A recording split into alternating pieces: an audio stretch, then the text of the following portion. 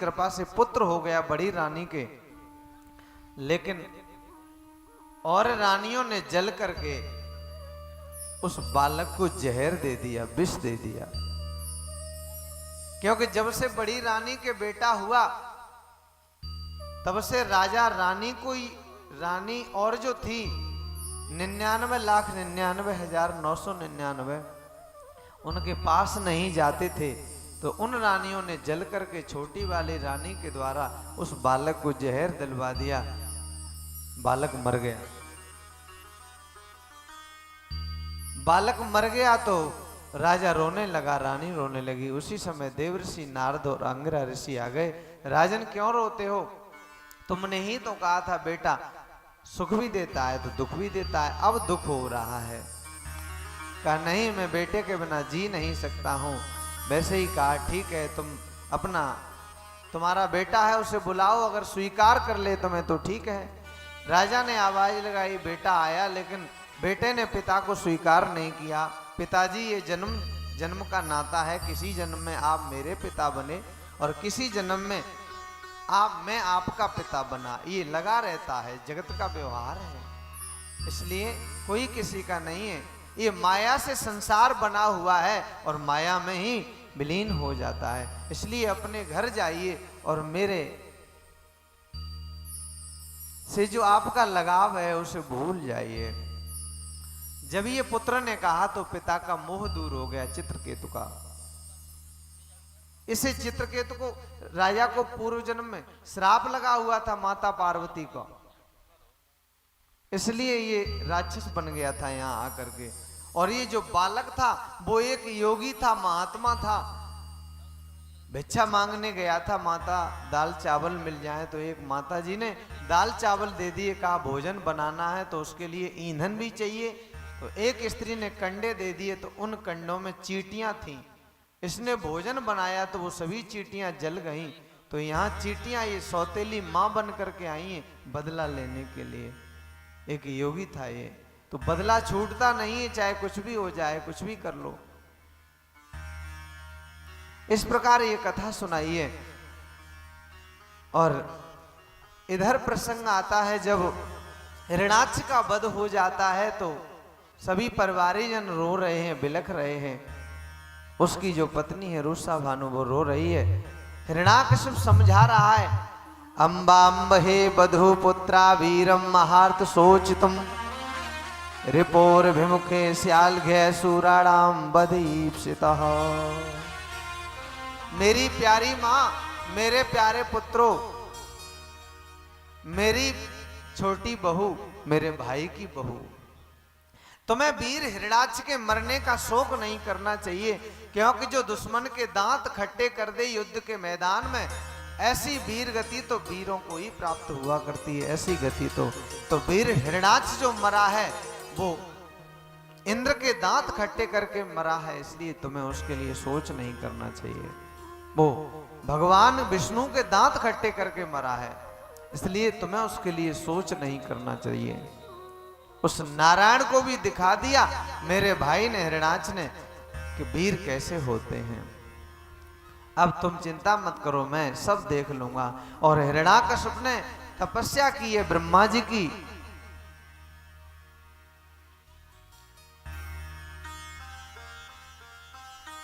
हजारों वर्ष हो गए हिरणाकश्यप ब्रह्मा जी की तपस्या करता रहा। जब ब्रह्मा जी इसकी तपस्या पर प्रसन्न हो जाते हैं, ऐसा दीमक का ढेर लग गया। हिरणाकश्यप का जो शरीर था बिल्कुल दीमक ने ढक लिया। ब्रह्मा जी प्रसन्न हो गए। ब्रह्मा जी आए मजबूर होकर के, और ब्रह्मा जी ने कहा कि अगर मैं नहीं गया तो ये इसकी तपस्या के बल से ये तीनों लोक में त्राहे त्राहे होने लगेगी। इसलिए मजबूर होकर के ब्रह्मा जी को आना पड़ा।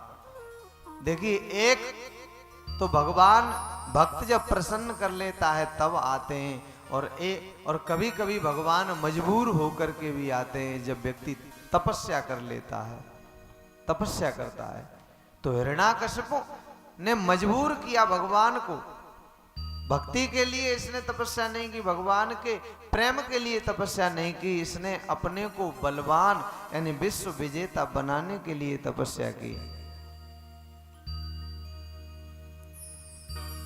आपके घर में कोई आ जाता है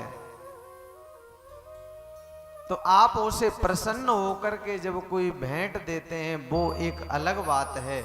और अब कोई यहाँ जबरदस्ती यहाँ भागवत में ही मान लीजिए खड़ा कर लिया जाए कि इतनी दक्षिणा रख लो, तो समाज में रखनी तो पड़ेगी, लेकिन क्या उस भाव से रखी जाएगी? उस भाव से नहीं रखी जाएगी। जो हम जो देना चाह रहे थे, जिस भाव से प्रसन्न होके जो दे रहे थे, वो भाव अलग होगा, और जो मजबूर करके जो लिया जाएगा वो भाव अलग होगा, फिर वो प्रेम नहीं रहेगा। तो ब्रह्मा जी को मजबूर किया हिरण्याकश्यप ने, लेकिन ब्रह्मा जी ने कहा कोई बात नहीं है। उत्तिष्ठो उत्तिष्ठ भद्रम ते तपः सिद्धो अस्य काश्यप वरदो अहन मन प्राप्तो व्यता मीप्सतो वरहा। बेटा हिरण्याकश्यप उठो उठो, तुम्हारा कल्याण हो। कश्यप नंदन अब तुम्हारी तपस्या सिद्ध हो गई है, मैं तुम्हें वर देने के लिए आया हूं। तुम्हारी जो इच्छा हो वो मुझसे बेखटके मांग लो।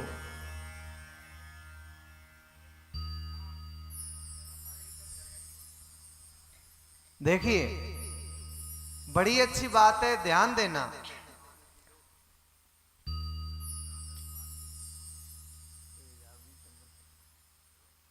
ध्यान देना, बड़ी अच्छी बात है। यहां ब्रह्मा जी ने ये नहीं कहा कि बेटा मैं तेरी तपस्या से प्रसन्न हूं। पूरे श्लोक में ऐसा नहीं कहा, एक भी शब्द में नहीं कहा कि मैं प्रसन्न हूं। क्या कहा?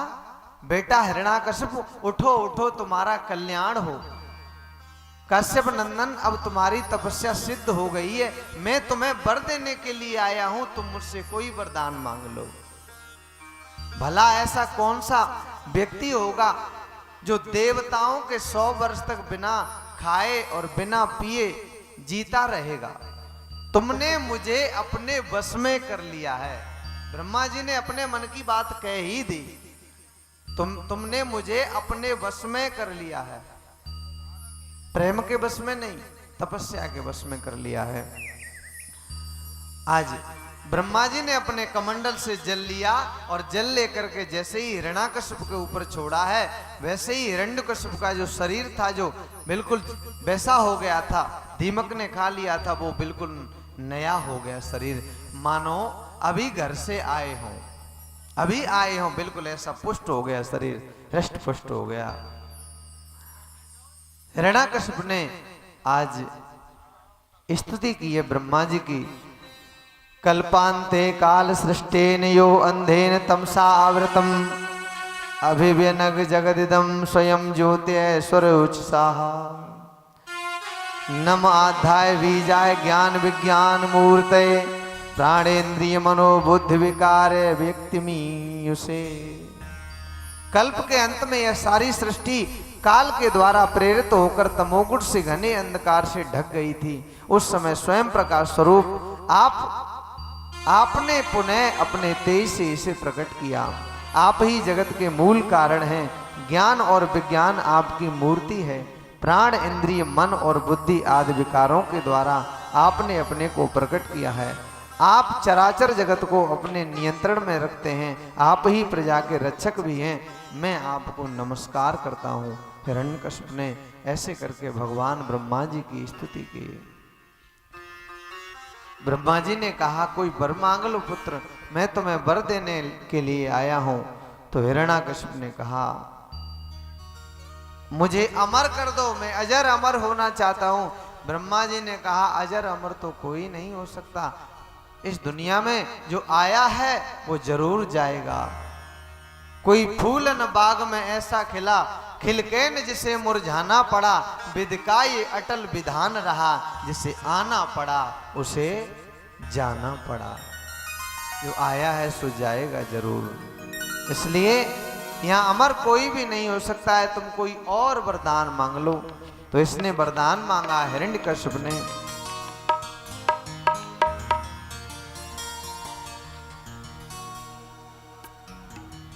नान्तर बहिर्दिवा नक्त मन्यस्मादपि चायुध है न भूमो नाम्बरे मृत्युर्न नरे न मृगैरपि। व्यसुभीव सुमिदभिर्वासुरासुरमहोरगः अप्रतिच्छिद्वन्द्वतां युद्धे एकपत्यं च देहिनाम्।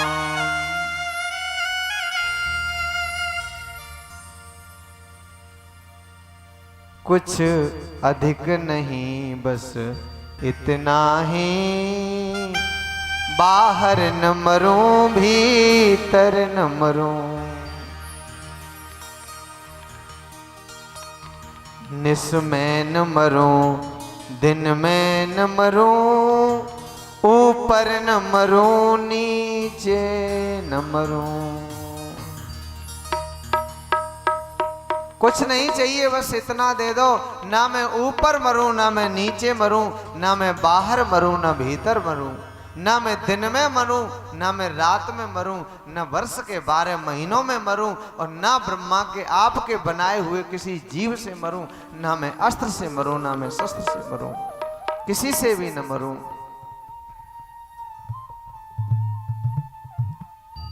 ब्रह्मा जी ने कहा तथास्तु, ऐसा ही होगा। और ब्रह्मा जी ने वरदान दे दिया है आज हिरण्यकश्यप को। अब तो ये विश्व विजेता बन गया है, हर किसी को परास्त करने लगा, हर किसी को जीत लेता है। इसने समस्त राजाओं को जीत लिया है। जो कयाधु थी इसकी पत्नी, उसको इंद्र मारने के लिए चले हैं, और भी स्त्रियां थी साथ में, लेकिन नारद जी ने मना कर दिया।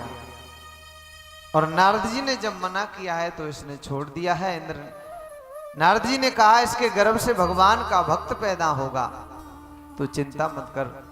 और समय आने पर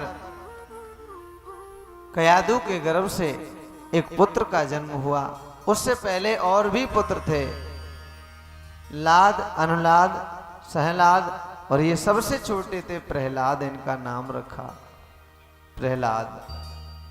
तो प्रहलाद भगवान के इतने बड़े भक्त थे, बचपन से ही भगवान के गुणगान किया करते रहते थे, भगवान के गुणों का गान करते रहते थे, नारायण का ध्यान करते, श्री हरि की आराधना करते रहते। लेकिन अपने ही बेटा को देखा है कि बैरी का नाम ले रहा है, तो हिरण्यकश्यप को बड़ा बुरा लगा, उससे ये बर्दाश्त नहीं हुआ। तो उसने प्रहलाद को मरवाने के लिए बहुत से उपाय किए, बहुत सारे उपाय। पहले समझाया कि बेटा इस नाम को छोड़ दे, लेकिन प्रहलाद किसी भी कीमत पर नहीं माने। तो हिरण्यकश्यप ने उन्हें मारने के लिए अनेकों उपाय किए, यत्न किए। जहर दिलवाया अपनी पत्नी के द्वारा, सर्पों के पास छुड़वाया, हाथियों के नीचे कुचलवाया, पहाड़ों से गिरवाया, लेकिन प्रहलाद का बाल बांका नहीं हुआ। जाको राखे साइया, मार सके ना कोई, बालन बांका कर सके चाहे जग बैरी हो। कोई बाल बांका नहीं कर सकता जिसे भगवान बचाता है। भगवान जिसे रखना चाहता है उसे कोई नहीं मार सकता। ये थोड़ी देर में बांधते तो ठीक रहता है, इससे वो पीछे जो बुजुर्ग बैठे हैं उनका चेहरा दिखाई नहीं दे रहा है। इसको बाद में बांध देते, थोड़ा इसको शाम के समय में जब हो तभी तुरंत।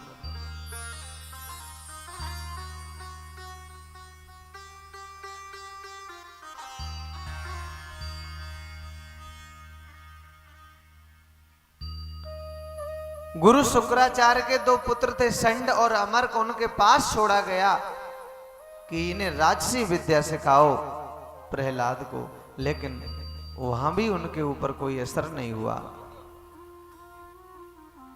संड और अमर कहते हैं पता नहीं, दैते चंदन बने जातो अयम कंटकद्रुम। अरे न जाने कैसे इस दैत्य रूपी चंदन के वन में ये कांटे का बबूल का वृक्ष कहां से उगाया, पता नहीं। जो नारायण की आराधना करने वाला है, श्री हरि की आराधना करने वाला है। अब क्या करना चाहिए? जब कोई चारा न चला, सेंका आई हिरण्यकश्यप की बहन, उसने भी प्रयत्न किया मारने के लिए प्रहलाद को, लेकिन वो जल गई और प्रहलाद का बाल बांका नहीं हुआ, प्रहलाद बच गए। बोलिए भक्तवत्सल भगवान की जय। अंत में क्या हुआ, इसने खम्भ गर्म करवाया है और कहा इसे इससे बांधो। अब प्रहलाद खड़े हैं, सोच रहे हैं ये खम्भ बहुत गर्म है। तब तक भगवान की जो माया है वो चींटी के रूप में खम्भ के ऊपर आने जाने लगी, ऊपर चढ़ती है उतरती है। प्रहलाद ने सोचा जब ये नहीं जल रही तो मैं कैसे जलूंगा, इसलिए कहा पिताजी छोड़ दो, अब मैं आपकी आज्ञा का पालन करता हूं, इस खम्भ को पकड़ लेता हूं। हिरण्यकश्यप ने कहा क्या तेरा भगवान इस खम्भे में भी है? तो प्रहलाद ने बड़ी अच्छी बात कही, बोले प्रहलाद राम मेरा व्यापक सारे संसार में है, हम में भी है तुम में भी है, इस खम्भे में तलवार में है। मेरा भगवान मुझ में भी है आप में भी है, वो इस खम्भे में भी है आपकी तलवार में भी है। पिताजी वो तो हर जगह रहते हैं, घट घट वासी ऐसी कोई जगह नहीं जहां नारायण न हो, जहां श्री हरि का वास न हो, ऐसी कोई जगह नहीं है।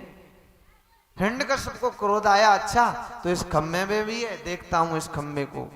और आज उसने जैसे ही खड़ग लिया है और खम्भ में जैसे ही मारा है, वैसे ही आज खम्भ को फाड़ करके नरसिंह भगवान प्रकट हो जाते हैं। बोलिए नरसिंह भगवान की जय। आधा नर आधा शेर।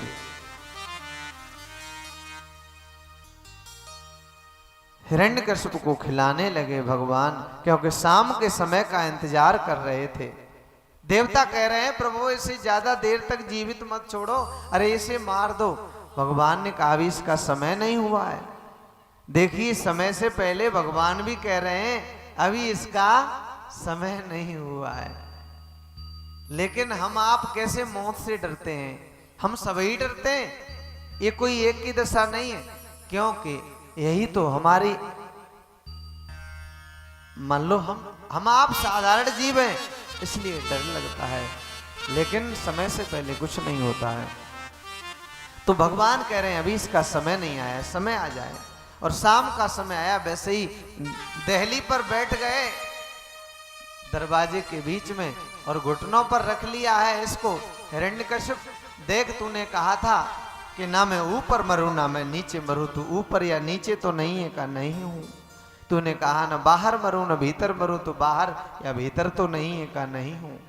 तूने कहा था न अस्त्र से मरूं न शस्त्र से मरूं, मेरे हाथ में कोई अस्त्र शस्त्र तो नहीं है, का नहीं। तूने कहा था कोई ब्रह्मा का बनाया हुआ जीव न मुझे मार सके, तो मैं देख ऐसा कोई तूने ब्रह्मा का बनाया हुआ जीव देखा, का नहीं देखा। कहा तूने कहा था साल के 1 वर्ष के 12 महीनों में न मरूं, तो ये स्पेशल तेरे लिए पुरुषोत्तम मास बनाया है, ये अधिक मास पुरुषोत्तम मास लौंद का महीना। तूने कहा था न मरे से मरूं न जिंदा से मरूं, ये नाखून है, इन्हें जो आगे बढ़ जाते हैं काले काले, उन्हें काटो तो दर्द नहीं होता है, और जो अंदर के सफेद नाखून है अंदर काटोगे तो दर्द होता है। तो ना ये मरे हैं और ना ये जिंदा ही है, दोनों ही बातें हैं यहाँ। तेरा समय पूरा हो चुका है और आज भगवान ने उस बड़े बड़े नाखूनों के द्वारा आज हिरण्याकश्यप के पेट को विदीर्ण कर दिया है। बोलिए नरसिंह भगवान की जय। हिरण्यकश्यप के पेट को फाड़ डाला है। अब भगवान इतने क्रोध में है, कोई सामने नहीं आ रहा, देवता भी घबरा रहे हैं।